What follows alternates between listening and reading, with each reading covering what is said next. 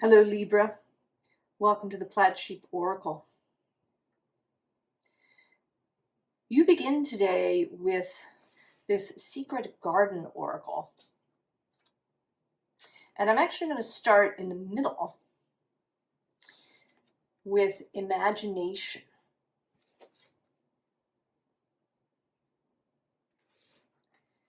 Imagination. And maybe a different take on imagination. We think of it as, right, making things up that don't exist. But I want to say that imagination is a direct line to the quantum space, at least here in this moment.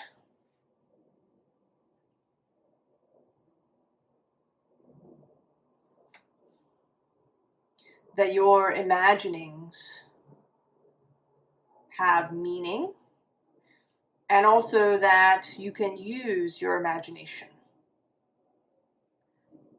in that creational space. I have issues with calling it the quantum space. It's too sort of scientific, too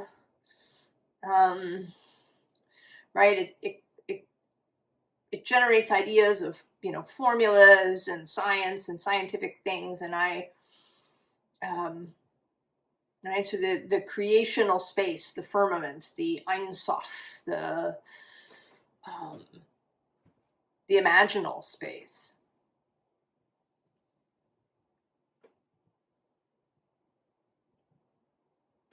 Then the card that came out is follow through.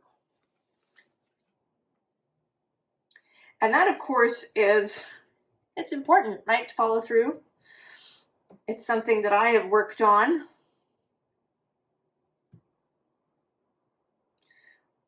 Not doing things just once. Continuing to do them. And then at the bottom, we have this card, receive. And, I'm seeing there's this key. I mean, this deck has, of course, lots of locks and keys. But there was something about the color with the grasshopper and the green moth, and there's something about putting things together, that there is a follow through on receiving, which I think is having. And I've been talking about that quite a lot, because I think we have issues with that in our modern society. Not just with receiving. I think that sometimes we actually can receive something, but then we can't have it, hold on to it. The lottery winner who loses all their money in short order.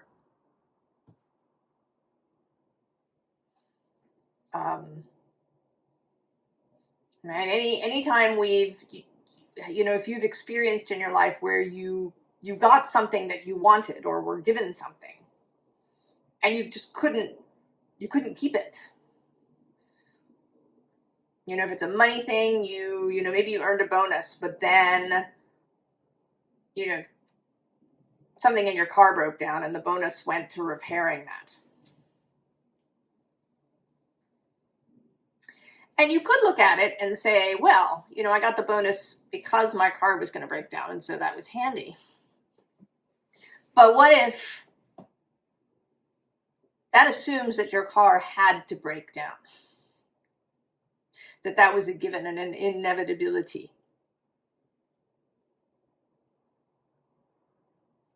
It might be the other way around, that you received this bonus and then you couldn't hold it.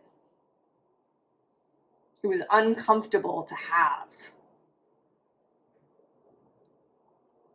So you generated this, breakdown in your car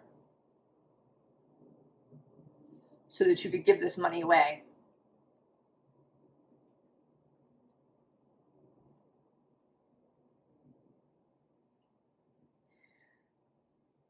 there is, right, there is this, right, this discomfort with having, I think. I've experienced it myself. A few years ago, a relative of mine gifted me with a new laptop. And within a couple of months of owning it, I spilled water all over it and killed it. You know, sticking it in a batch of rice was not sufficient. I had like fried the motherboard. I couldn't hold it. Such a gift. It felt like, right, it felt like too much, so I literally killed it. So there's something here, right, following through on receiving, also following through on imagining. But below the imagination is the keeper of the harvest, yeah? Following through on receiving.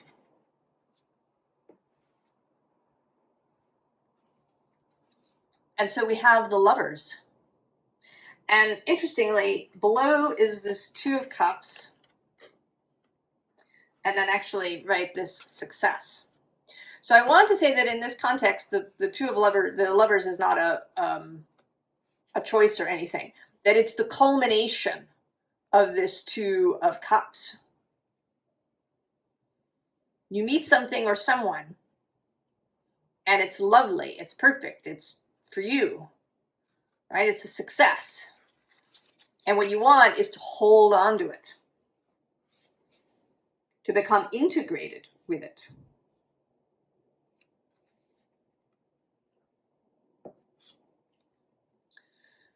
The underlying is this moon. And I think this is this discomfort. The uncertainty, a sense of too much energy, you know, this full moon, this culmination energy, like a peak experience. I think we can do that with peak experiences too, that we have it and then, you know, we're immediately looking to move on to the next one. I think this can absolutely happen in spiritual circles. You go on an ayahuasca journey and you have this peak experience, and then, you know, you want to do it again, or you want to do the next thing.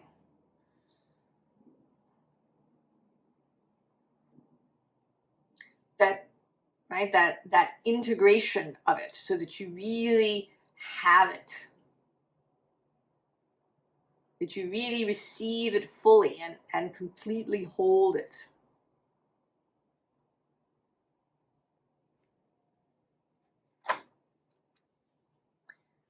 Right, we see that here too with the friendship, the coming together of things, and coming together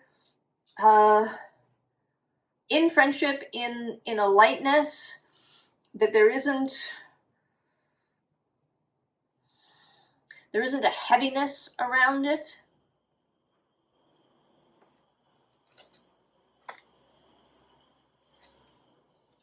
So then we have perspective, and perspective on the King of Discs, on perspective on power,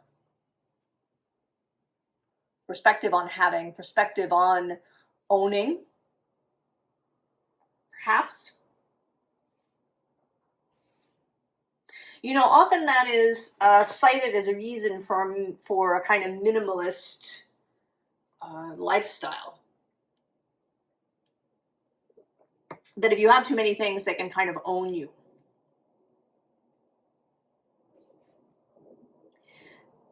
And I think that there is a level of truth to that. Absolutely. If you do have a lot of things, you have to take care of them. It's a responsibility. But sometimes, it has the the feeling, the energy of a little bit of sour grapes, right? You know, if you've never been able to hold on to anything, if you haven't, you know, if a lot of stuff, a lot of resources, a lot of money hasn't come to you, you can find ways to make that okay. Right? And that's a perspective thing too. Right? I am, you know, I don't have a lot. I'm free. I'm minimalist. I can, you know, pack everything I own into the trunk of my car and go whenever I want. I'm free. And again, there is a truth to that. And if that feels really good, you know, if you're somebody who really does enjoy being able to pick up and go whenever you want, then that is appropriate. But if that isn't true, if you actually don't have any desire to pack everything into the trunk of your car and go somewhere, you know, and maybe you would like some more comforts than you've got.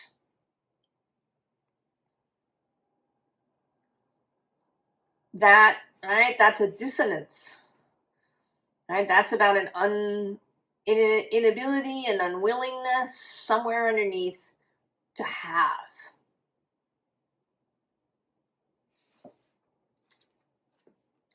So then we get this Knight of Wands with instigation.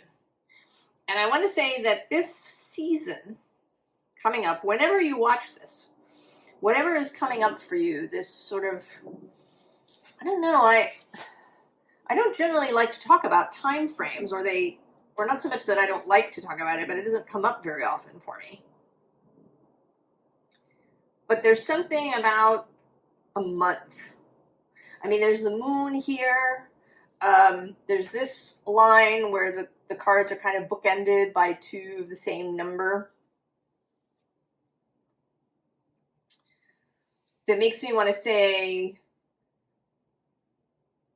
that there's something about a month or so of time. I'm recording this in December, early December. We're going to, right, we're into the winter holidays here in the north. Solstice, Yule, Christmas, Hanukkah, all those festivals. And maybe something about that.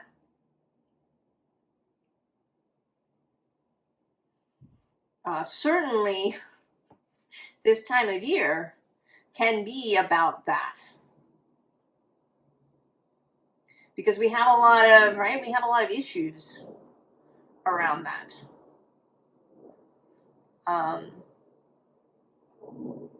You know, conspicuous consumption, people being run over by each other at Black Friday sales, and, you know, these kinds of things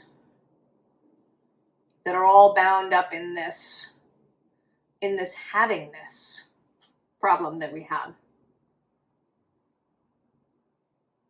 But it seems like you have the opportunity during this time frame to really rework this for yourself, to really come to a different place. I'm actually going to start here at the underlying. We have the Ace of Wands. A new idea, an inspired thought. Right, this.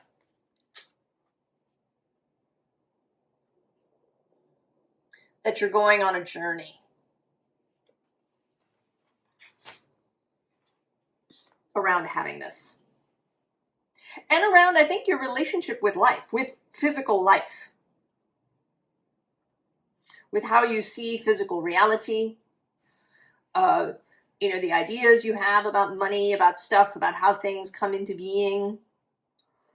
About scarcity versus abundance and affluence.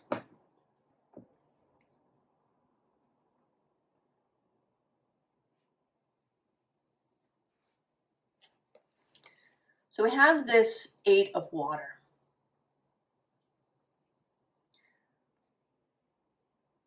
leaving, going somewhere? You know, do you take this box of pearls with you? What are you leaving behind?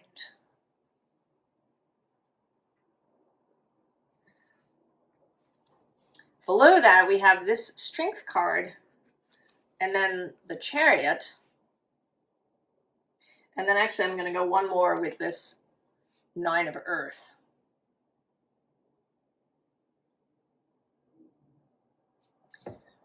What is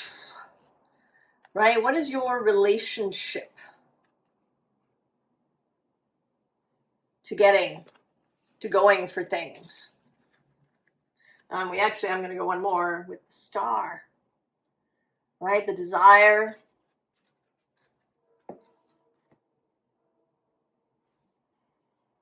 Do you divide things up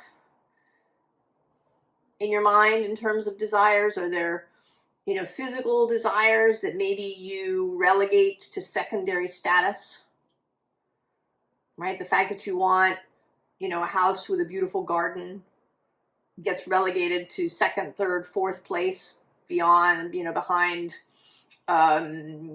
creating a spiritual practice or feeling more enlightened, or, right? Do you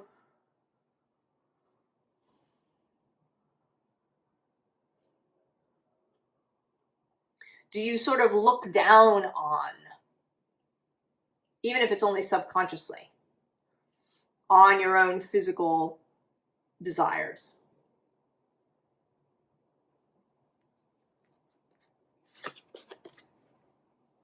Because we have here the Ten of Earth. And she seems like she might be ambivalent. Sometimes she looks bored to me as well. But the 10 is the culmination. That you're reaching some sort of ending point, some sort of culmination in your relationship to stuff, to physical reality as a whole. Even beyond money, this can extend to the kinds of jobs you have, to your own physical health,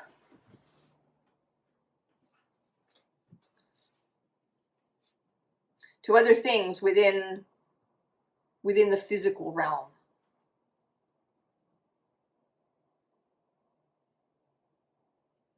You are Libra, you are guided by Venus. Libra has a love of beauty and symmetry and harmony.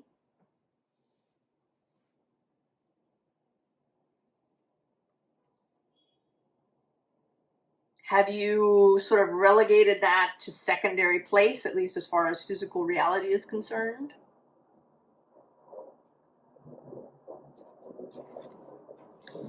And then we have this King of Earth. And maybe you sort of think of it, right? You think of this king, right? That it's, what's the word I'm looking for? I don't know, maybe it'll come to me.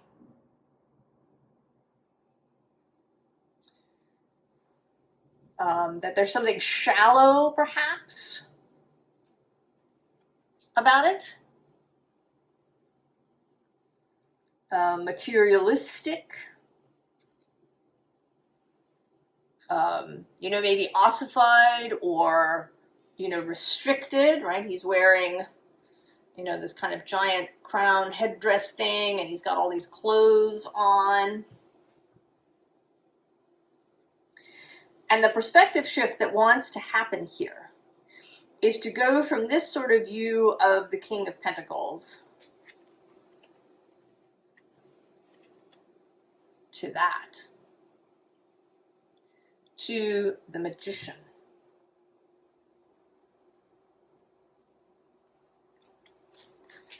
And in fact, to this other 8, the 8 of Earth. And this is a beautiful 8 of Pentacles. because there is real artistry here and craft, right, in the creation of this violin.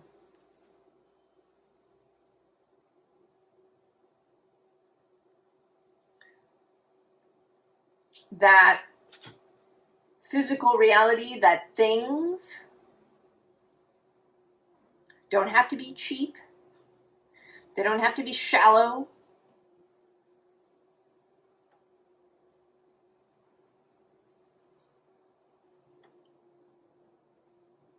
That, you know, that we've sort of made it that way in the modern world. You know, everybody has, you know, there's cords of plastic. You know, you can buy a plastic comb for $1 at the, you know, at the drugstore. But that isn't how it used to be, you know, and you know, maybe you go through 10 of those combs or more in your adult life. Because if you only paid something, you know, $1 for something, right, you don't take care of it.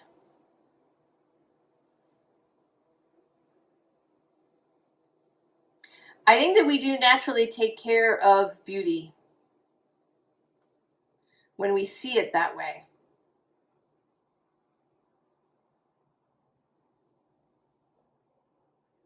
But if something is really, you know, cheap and isn't beautiful, we don't take care of it.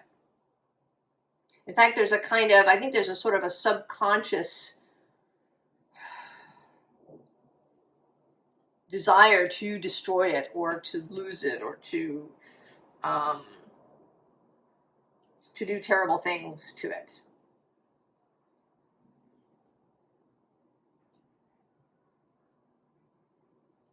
Because you can go to a museum and you can see, you know, a comb that was made out of bone or that was crafted out of, you know, silver or brass, and that is still around after, you know, in the case of some of the Egyptian things, several thousand years.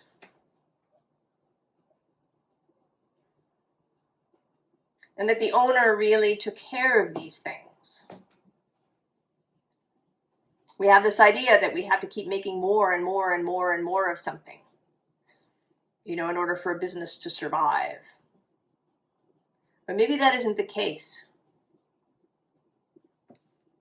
That we can go back to having really beautiful things that last and that we take care of. That we're not, that we don't have to stay in this system. And that it can begin with you, Libra. Right, there's this,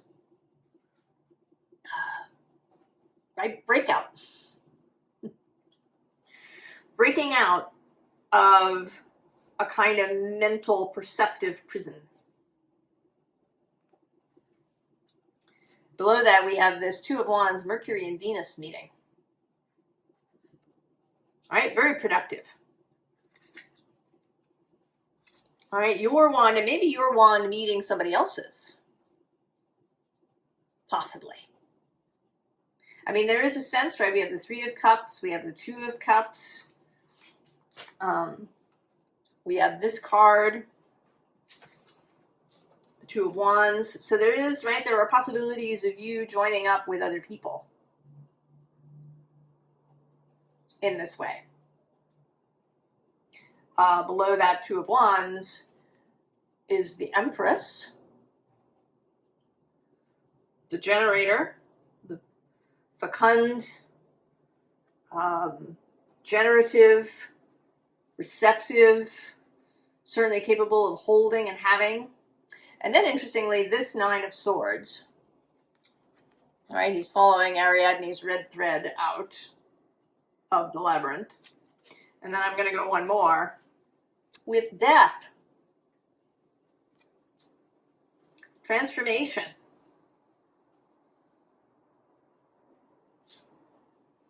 And then the bottom is this Nine of Cups, which is often seen as the wish fulfillment card. You know, maybe that's part of the problem. Maybe we've been taught you know, that wishes don't come true, or maybe they only come true if you work really hard, or if you cheat. You know, those people who lose all their lottery money, maybe there's some underlying thing perhaps that they've cheated, that they haven't earned their money.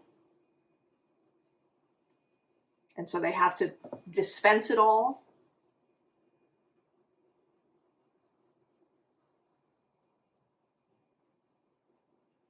So the ability to allow your wishes to come true fully. Right? Ace of Pentacles. New physical reality. And actually right next to this World card. I mean, she's Prudence here, but I actually want to say that we're not talking about Prudence. Right? We're talking about this person. Right? We got the person and the lion and the person and the lion.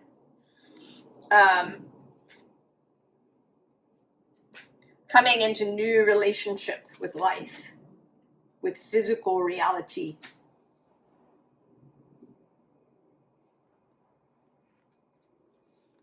And then the Knight of Cups. How do you see him? Do you see him wandering bedraggled through the rain? Or do you see him as moving through life and the universe, source, the creative space, just filling and refilling his cup?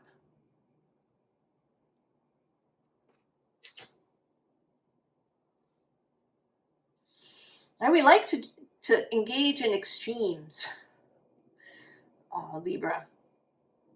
You know, on the one hand, there's the, you know, really conspicuous consumption of, you know, the gold-plated toilet and,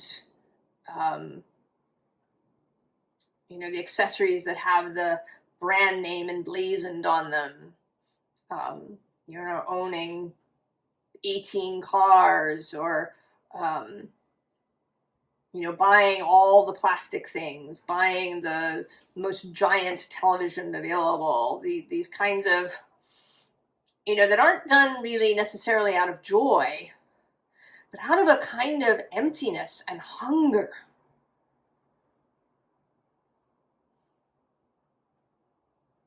And I think it's partly it's a like, right, like an existential hunger, a spiritual hunger for meaning. But I think it's also an inability to have.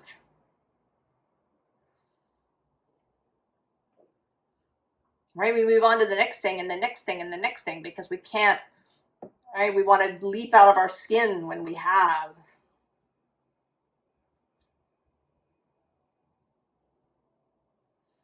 So changing capacity, increasing capacity.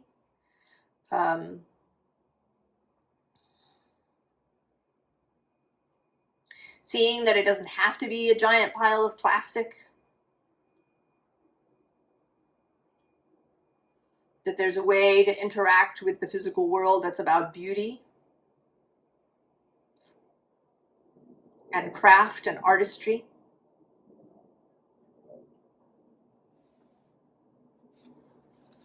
So we have activation. And right below that is this Foggy Bog card. And these two cards over the last several days have stuck together. No matter how many times I have shuffled this deck, these two cards have stuck together. So there's some sort of activation to bring us out of this bog where we've been in.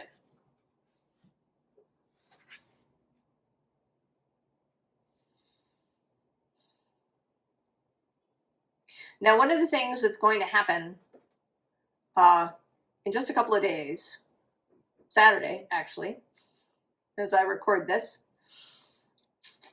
which is the 7th, I think. Yes, Saturday the 7th of December.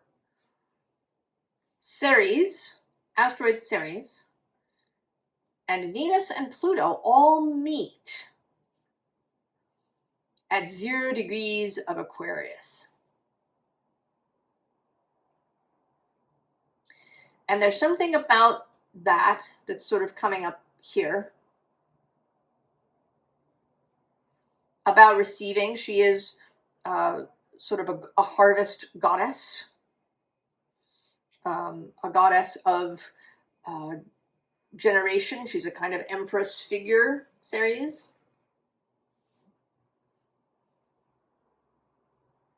And normally one might see her as being in opposition to Pluto, right? Because Pluto married Persephone, Ceres' daughter. Right, in the original myth, he takes her away. But I think that there's other things going on. There's something there, right, about this plutonic power of the underworld and then this generative power of both Ceres and Venus. And maybe some of that is coming through to you because all of that will be trine Libra from Aquarius. So I don't know if that is the activation. We also, at the bottom of the deck, have leadership. So you moving ahead, you taking the lead in this way.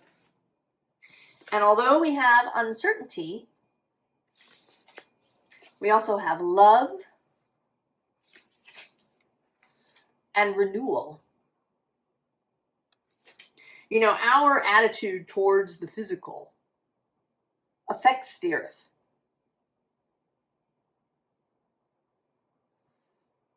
And affects the earth's generative potential and possibility. Right? We attract certain happenings on the earth itself.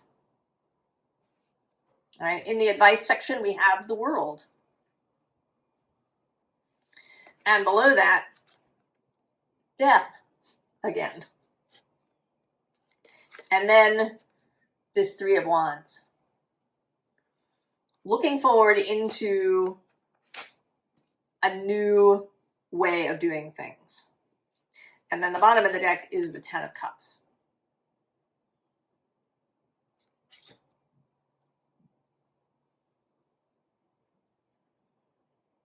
So you are entering into a new relationship, a transformed relationship with receiving, with having, with physical reality, with what it means to have.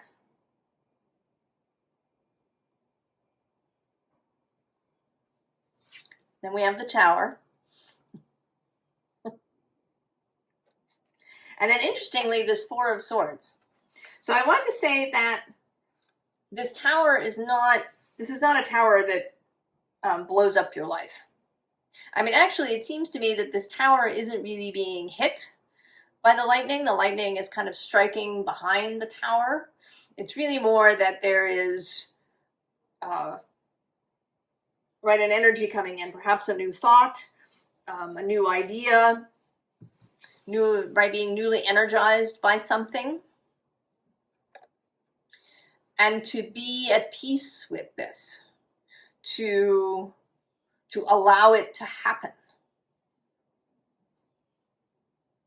I sort of picture her as, you know, lying on the stones somewhere here. I mean, in fact, right, we have this figure down here who's kind of lit up and on fire. And that she, right, she experiences this tower moment. And then she goes somewhere and she integrates it. And as a result of that, the wheel spins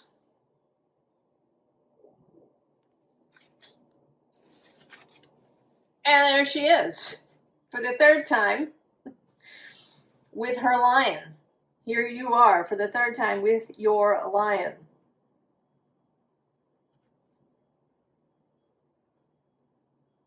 And here, really ready to go. Right, in this kind of leadership mode. Right, you're not going to mess with this little girl.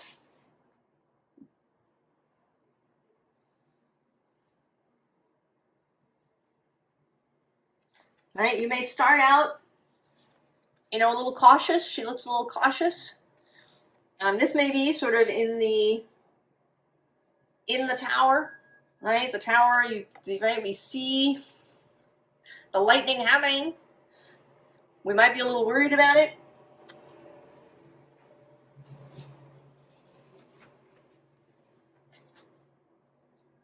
And then we take some time in this, right, in this world card to have an integration, to allow this energy of the lightning to be embodied within us, right? We spend time, you spend time in this space. And then this wheel turning is a bit, you know, it feels a bit like an alarm going off. You know, you've sort of, like you've set a timer for yourself while you're in this space. Or maybe the universe has set a timer, actually. Or your wider self has set a timer. And when the integration happens, the timer goes off. And then you're here. And you go forth. Now, interestingly, when I pulled this follow-through card, I was sort of inclined to pull a second card. And so I did, and I held it aside. And the card is the Keeper of Love. This Venus energy. You know, there is love in the physical world. We've distorted it. We've turned it into this plastic, you know, too many ads everywhere thing. But that isn't what it has to be. And you can lead the way into this, right, this love of the physical world. Right, the relationship with the physical world. You are the sign of relationship, Libra. Right, there's something about that here too. Right, this joining up, this seeing, but seeing two ways, also joining up. There is the lovers showing up also as a joining.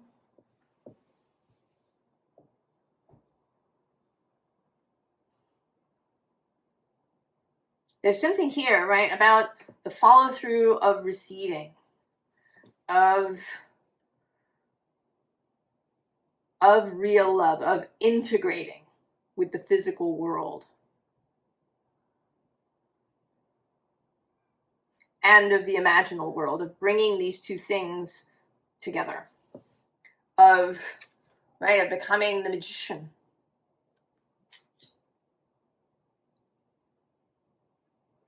Right, then maybe the secret garden. Right, that the secret garden is the imaginal realm, the creational realm.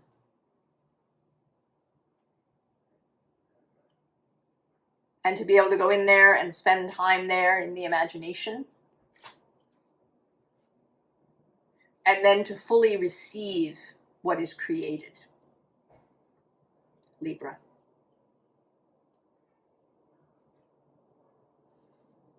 Oh, Libra. Right, the keeper of hearts, the keeper of love, and I want to say death. Pluto, Venus, and Ceres.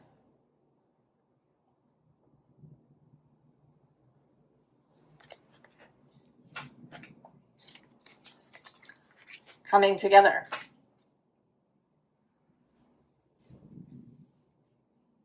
And in this air space of Aquarius.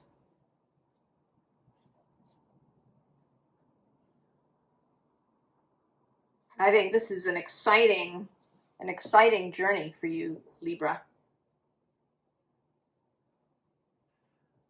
I wish you the very, very best. And I will see you next time. So long.